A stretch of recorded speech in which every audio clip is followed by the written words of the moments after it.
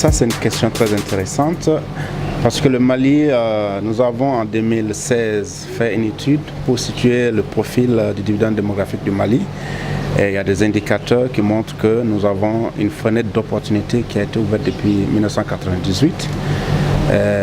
Mais ce profil aussi reste marqué par un faible taux du RSE. Le RSE, c'est le ratio de soutien économique, c'est-à-dire le nombre de travailleurs effectifs sur le nombre de consommateurs. Et nous sommes à 43% aujourd'hui, ce qui est un peu faible pour mieux profiter du dividende démographique. En clair, il faut que le Mali travaille pour qu'il y ait plus de gens qui travaillent pour vraiment supporter le processus de développement dans notre pays. Le profil aussi est marqué par beaucoup de contrastes.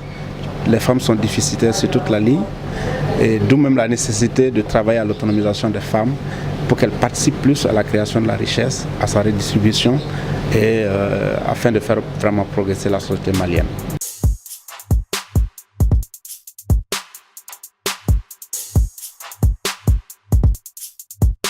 C'est très important cet atelier puisque le projet SWED a une composante qui travaille pour créer la demande par rapport à l'utilisation des services de santé et de la reproduction et l'autonomisation des femmes et des filles à travers des activités économiques, à travers la scolarisation et le maintien des filles à l'école. Et l'un des volets, c'est la communication pour le changement social et comportemental. Vous savez, le Mali, à l'instar des autres pays du Sahel, nous avons les mêmes problématiques en matière de changement social par rapport à la scolarisation des filles, par rapport à l'autonomisation des femmes. Quand on parle d'autonomisation des femmes, c'est aussi simple que ça, c'est que la femme participe beaucoup plus au développement d'une société, d'un pays ou de la région du Sahel. Et donc nous avons mis en place une stratégie de communication pour le changement social, de sorte que toutes les barrières sociales qui empêchent la femme de participer à ce processus de développement soient levées pour qu'elle ait accès aux ressources, qu'elle ait accès au capital, qu'elle ait accès à l'éducation et qu'elle puisse vraiment participer au processus de création de richesses, comme je l'ai dit. Donc nous avons organisé un atelier dans ce sens pour formuler des messages et ces messages doivent être transformés en spot de communication qui vont être diffusés sur les médias au niveau national. Et donc nous avons organisé cet atelier grâce à l'appui du cabinet média international et le bureau régional qui coordonne le projet SWED pour les 6 pays.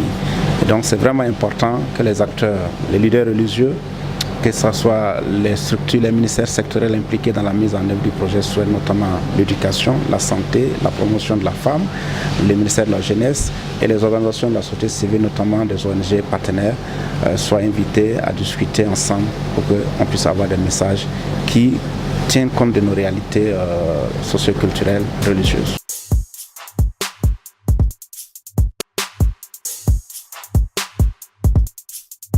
On est très satisfait parce que nous avions travaillé sur des messages que nous avions pensé être des messages de changement, des messages qui changent, qui impulsent le changement social et comportemental.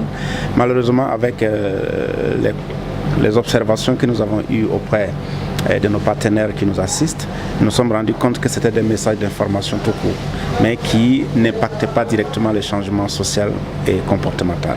Et donc nous avons tiré les leçons et je crois que dans les jours prochains, nous allons les intégrer pour retravailler ces spots de sorte qu'elles puissent vraiment répondre à ces critères et qu'elles puissent aussi tenir compte de notre environnement social et afin de pouvoir contribuer à changer effectivement les comportements.